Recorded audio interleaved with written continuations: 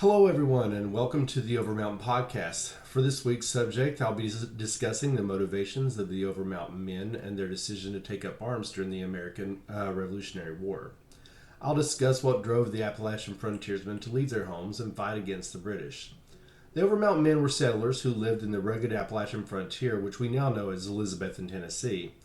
But why did they decide to join the fight that was already so far away from their home? Well, like all revolutions, it boils down to a combination of political pressures, local leadership, and a direct threat from the British commander, Major Patrick Ferguson. But one of the key motivators was the British Proclamation of 1763, which forbids settlement west of the Appalachian Mountains. This policy certainly caused an uproar among the settlers who had already started families and homesteads in these forbidden lands. For the Overmountain Men, their livelihoods depended on access to this land, and the British interference was seen as an attack on their way of life. But the spark that really set their mountains afire came in the form of an ultimatum by Major Patrick Ferguson.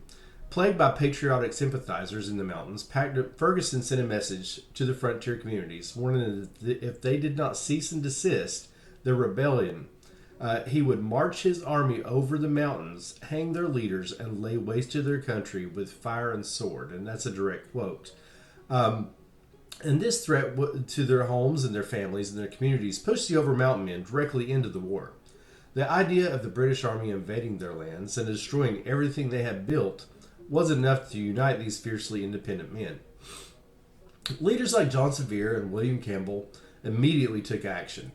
In letters exchanged between the two, we see the urgency of the situation, and Sevier works to rally an army at Sycamore Shoals by emphasizing the need to defend against Ferguson's threats.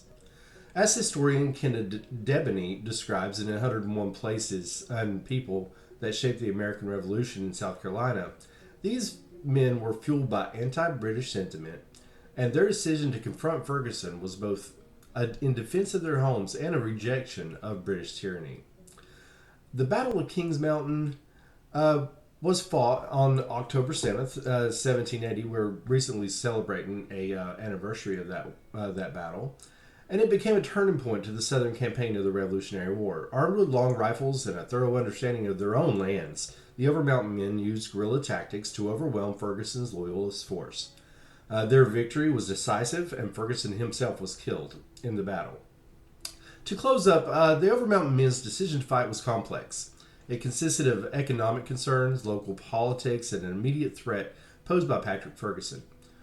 Their leaders at Kings Mountain proved that the frontier communities were not only capable of defending themselves, but also changed the tide of the war for the Patriots in the Southern campaign. All right, thank you for listening. I'm excited to see you guys on the forums, and have a good week.